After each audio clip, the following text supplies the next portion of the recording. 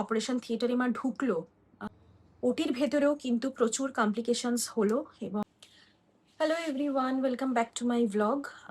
আমি প্রেরণা ভট্টাচার্য আর তোমরা দেখছো ফেসবুকে আমার ভিডিও। মায়ের যে ক্যান্সারের জার্নি সেটা নিয়েই তোমাদের সঙ্গে আমি ভিডিওর মাধ্যমে কিছু ইনফরমেশন পাস অন করছি। এবার আসি মায়ের ওটির কথায়। যেহেতু তোমরা জানোই, এতদিন ধরে তোমরা আমার ভিডিও দেখছো, এতদিনে তোমরা জেনে গেছো যে মায়ের কেমো মানে সেকেন্ড মায়ের রিল্যাপসের পর মাকে যখন আবার কেমো দেওয়ার কথা ডক্টররা ভাবলেন, তখন কেমো মা নিতে পারেনি। ফার্স্ট কেমোর সাইকেলটা ইনকমপ্লিট থেকে গেছে এবং তারপর থেকেই মানে ওই কেমোর ইয়ের থেকেই মায়ের সব রকম কমপ্লিকেশনসগুলো স্টার্ট হয়েছিল। তো সেই ক্ষেত্রে ডক্টর আবার প্ল্যান চেঞ্জ করলো এবং প্ল্যান চেঞ্জ করে বললো যে আমরা তাহলে কেমোতে আর এখন যেতে পারবো না, কারণ ওনার বডি আর কেমো নিতে পারছে না এই মোমেন্টে। তো সেই জন্য আমরা তাহলে আগে ওটির প্ল্যানই করব। তো ওটির ক্ষেত্রে কিছু কথা বলা দরকার। তার আগে একটা কথা বলে দিই, যে মায়ের একটা মায়ের একটা জেনেটিক টেস্ট হয়েছিল। সেই জেনেটিক টেস্টে এটাই দেখার বিষয় ছিল যে মা জেনেটিক্যালি ক্যান্সার সেল ক্যারি করছে কিনা। তো সেক্ষেত্রে সেটা পজিটিভ বেরিয়েছে যে জেনেটিক্যালি মা ক্যান্সার সেল ক্যারি করছে। আমি মানে মায়ের সন্তান হিসাবে আমাকেও কিন্তু আমি আজন্ম আমাকে স্ক্রিনিংয়ে থাকতে হবে, মানে টেস্টে থাকতে হবে। প্রত্যেক 6 মাসে আমাকেও আমার টেস্ট করিয়ে যেতে হবে, কারণ কিছু করার নেই, জেনেটিক্যালি যেহেতু মা এটা ক্যারি করছে। ডক্টর বললো দেখো, বাদিকের ব্রেস্টটা তো আমরা বাদ দেবই, সেটা তো কনফার্ম, কেন বাদিকের ব্রেস্টেই টিউমার হয়েছে, বাদিকের ব্রেস্ট তো বাদ যাবেই, যেটা প্রথমবার বাদ যায়নি, শুধুমাত্র টিউমার বাদ গেছিল, বাট দিস টাইম ব্রেস্টটাই বাদ যাবে, আর সেটাই সব থেকে ঠিকঠাক আর কি। কিন্তু এবার যে ডান দিকের ব্রেস্টে তো কিছু হয়নি, বাট দেন তাও এটা ডক্টর বললেন যেহেতু এটা হেরিডিটিতে ক্যান্সার সেল ক্যারি করছে, সেই জন্য রিস্ক রিডিউসিং অপারেশন করার একটা চান্স থাকে। সেই কলটা আমাদেরই নিতে হবে, মানে পরিবারের লোককে এবং পেশেন্টকে, যে সে কি চাইছে।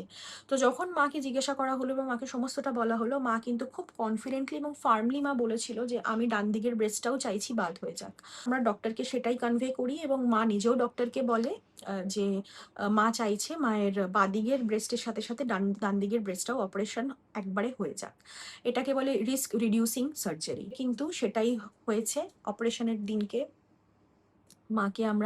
মা ওই প্রথম 22 দিন হসপিটালে থাকার পর মা মাঝখানে কিছু দিনের জন্য বাড়ি এসেছিল, ডক্টররা ছেড়েছিলেন মাকে, তো মা বাড়িতে এসেছিল। মা 3 থেকে 4 দিন মা বাড়িতে ছিল এবং তারপরে আবার মাকে আমরা ভর্তি করি, কারণ মায়ের ওটির ডেট পড়ে, তাই জন্য আমরা হসপিটালে মাকে আবার নিয়ে যাই। এবং যেদিনকে মায়ের ওটি হয় সেদিনের দিনটাও আমাদের কাছে কিন্তু খুবই ট্রমাটিক একটা দিন ছিল, কারণ তার আগে মায়ের সাথে এত কিছুই ঘটে গেছিল, মা এতটাই উইক হয়ে গেছিল ভেতর থেকে, এবং এত কমপ্লিকেশনস, যেই ট্রিটমেন্টই করতে যাচ্ছে তারই একটা কমপ্লিকেশনস তৈরি হচ্ছে।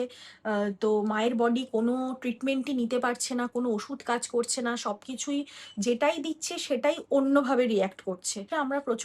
আমরা মানে টেনশনে ছিলাম, কিন্তু ওটিটা করতেই হবে, এটা মাস্ট, মানে এটা ছাড়া আর কোনো উপায় নেই, যেহেতু মায়ের কেমোটা দেওয়া যাচ্ছে না। আর ওটি তো এমনিও করার প্ল্যানও ছিল। ওটির দিনটাও আমরা প্রচন্ড টেনশনে ছিলাম, বাট ডক্টর আমাদের বললো পুরো পেশেন্টকে অ্যাসেস করে, তার টেস্ট করে, সবকিছু করে, যে শি ইজ ফিট ফর ওটি, কারণ ওটি করার জন্য তো কিছু কিছু প্যারামিটার্স দরকার, তা সেগুলোকে টেস্ট না করে তো হবে না। আর যেখানে পেশেন্ট এরম একটা জায়গায় চলে গেছিল কিছুদিন আগে, তো অপারেশন থিয়েটারে মা ঢুকলো, সেই সময় মানে আমাদের কি বলবো, মানে আমাদের হৃৎপিণ্ডটা মানে এমনভাবেই বিট করছিল যে বলে বোঝানো সম্ভব না। আর মায়ের যেহেতু বলেইছিলাম যে মায়ের হাতে কিছু করা যায় না, সেক্ষেত্রে মায়ের চ্যানেল কিন্তু পায়ে করতে হবে, কারণ ওটিতে অফকোর্স চ্যানেল করতেই হবে, এবং সেই চ্যানেলটা মায়ের পায়ে হবে। আর পায়ে চ্যানেল করতে গেলে প্রচণ্ড লাগে, এবং অজ্ঞান করে তো চ্যানেল হবে না, জ্ঞান অবস্থাতেই চ্যানেল হবে, এবং তারপর বাকি প্রসিডিওর হবে, এবং এটা ফুল অজ্ঞান করেই অপারেশনটা হবে, এবং অপারেশনটার 3 ঘন্টা মতো টাইম লাগবে সব মিলিয়ে, এরকমই আমাদের কাছে ইনফরমেশন ছিল।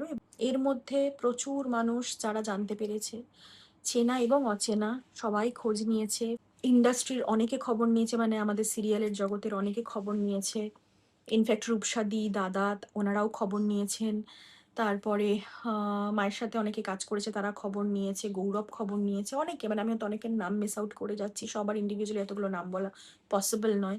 ইনফ্যাক্ট মায়ের এক বান্ধবী, সেও কিন্তু মানে আমাকে বলেছিল ওই পিরিয়ডটা হসপিটালের কাছাকাছি ওই মায়ের ওই বান্ধবী মানে যে আন্টির কথা বলছি সেই আন্টির একটা ফ্ল্যাট ওই হসপিটালের কাছাকাছি। তো আন্টি বারবার বলেছিল যে, "কেন হসপিটালে থাকছিস? তুই এই ফ্ল্যাটে থাক, এখানে খাওয়া-দাওয়া কর, স্নান কর, এখানেই রিল্যাক্স কর, এখানেই থাক। তুই এখান থেকে হসপিটালে তোর যাতায়াতটা অনেক ইজি হবে। তুই ওয়াকিং ডিসট্যান্স তুই চলে যেতে পারবি।" তো এরকমভাবেও কিন্তু মানুষজন এগিয়ে এসছে, তাদের হাত বাড়িয়েছে। আর তোমরা জানো যে আমি অভিনয়ের পাশাপাশি যেহেতু ব্লগিং করি এবং আমি প্রচুর প্রমোশনাল কাজও করে থাকি। পার্ট অফ মাই ফ্যামিলি হয়ে গেছে বা তাদেরও পার্ট হয়ে গেছি আমি। শুধুমাত্র প্রফেশনাল সম্পর্ক নেই, প্রফেশনাল বাইরে গিয়েও একটা ফ্যামিলিগত সম্পর্ক হয়ে গেছে। তো সেই জায়গা থেকে দাঁড়িয়ে চুড়িদার ঘরানার যে দাদা বৌদি ওনারা খোঁজ নিয়েছেন। তারপর অরিশের যে ওনার রয়েছেন অনুপমা ত্রিপাঠী, উনি খোঁজ খবর নিয়েছেন। তারপরে লাক্সারি লিভিং তোমরা সবাই জানো, সম্রাটদা ওয়াইফও খোঁজ খবর নিয়েছে। তো এরকম যাদের সাথে ধরো শুধুমাত্র কাজের সম্পর্কই ছিল, সেই কাজের সম্পর্ক পেরিয়েও কিন্তু মানে অনেকটা আমাদের মধ্যে কি বলবো, যেটা বললাম ফ্যামিলি টাইপের সম্পর্ক হয়ে গেছে। তো তারাও কিন্তু ক্রমাগত খোঁজ খবর নিয়েছে। আমি এখন তাদের প্রমোশন করতে পারছি না, কিন্তু তারপরেও তারা আমার সিচুয়েশন জানে, বুঝেছে এবং ক্রমাগত খোঁজ খবর নেয়। দেন মা ঢুকে গেল ওটিতে, আর আমরা বাইরে অপেক্ষা করলাম। ওটির ভেতরেও কিন্তু প্রচুর কমপ্লিকেশনস হলো এবং সেটা কি হলো সেটা আমি এর পরের ভিডিওতে তোমাদের সঙ্গে শেয়ার করব। আজকে আপাতত এইটুকুই থাক। থ্যাংক ইউ সো মাচ আমার ভিডিওগুলো দেখার জন্য এবং তোমাদের এত এত এত ভালোবাসা দেওয়ার জন্য। আগামী ভিডিওতে মায়ের ওটি ভেতরে কি হলো সেটা আমি তোমাদের সঙ্গে শেয়ার করব। Thank you.